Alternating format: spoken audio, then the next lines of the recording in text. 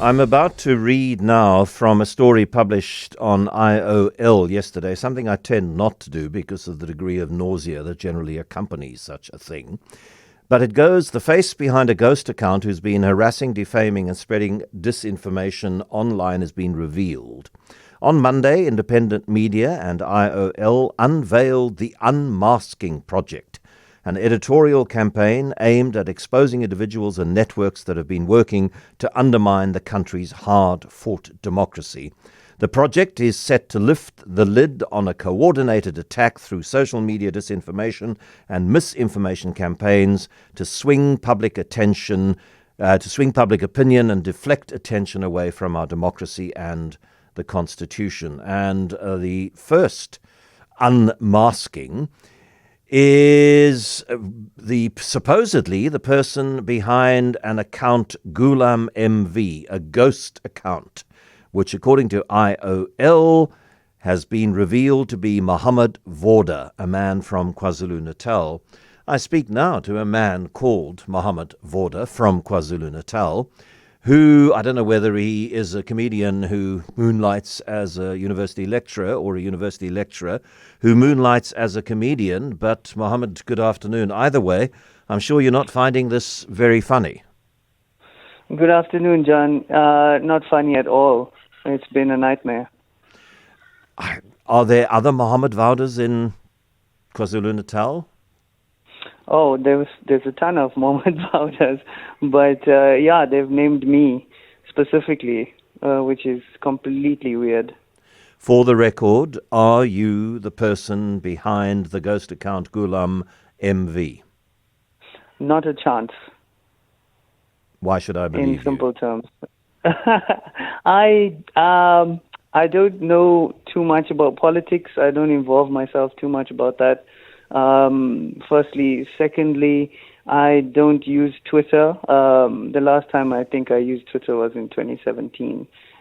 So I definitely have no affiliation or connection with this account. Do you have any idea at all how they landed on you? I have no idea. It baffled me. The first time I heard of this was when a newspaper contacted me, and a different, obviously, media house, and I was flabbergasted. I was astonished as to why they drew some connection between me and this Twitter account. I'm still waiting to hear what the connection is. They didn't ask for comment from you before they unmasked you, supposedly? Not at all.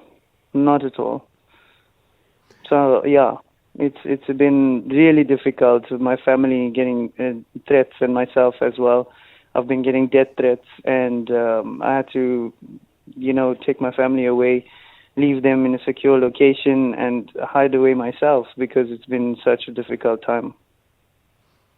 And in what form were those death threats made?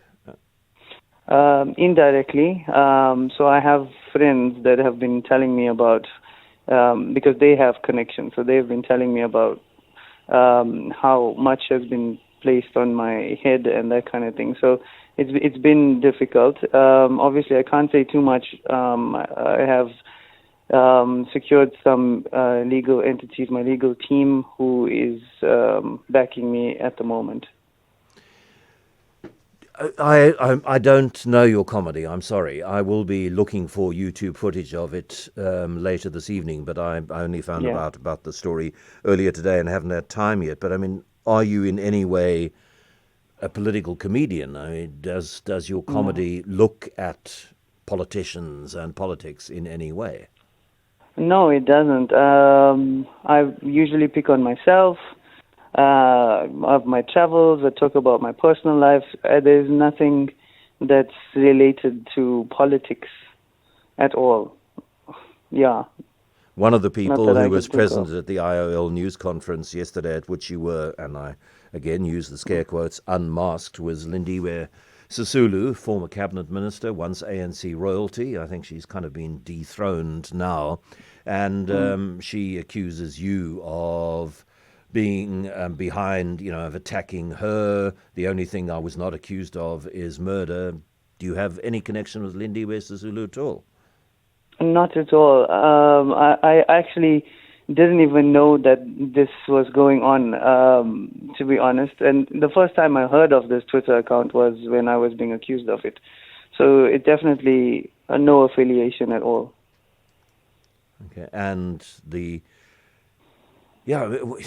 I suppose you have to treat the threats as real, because they might be. If you laugh them off and they are real, then either you or your family, or you and your family, suffer. So it's better to take precautions and find them unnecessary than not to take precautions and regret that. 100%. I mean, I don't know whether they are real or not, but from the people that have told me, it seems pretty legit. And have you used that dormant Twitter account, X account, to respond to this, or are you only going to respond through legal channels? I don't recall my password. Firstly, I have to get my password back. I'm sure it's an easy process. I just haven't done it. I've just been getting a lot of screenshots of different comments that have been made there. So I am waiting for my legal team to tell me exactly how to respond on Twitter, and then I will take it from there. But for now, I haven't even logged in. And you are not Gulam MV? I'm not Gulam MV. Mohammed Vawda, who is not Gulam MV, even though IOL's unmasking project says he is, and you heard about the consequences of his having been named in this way.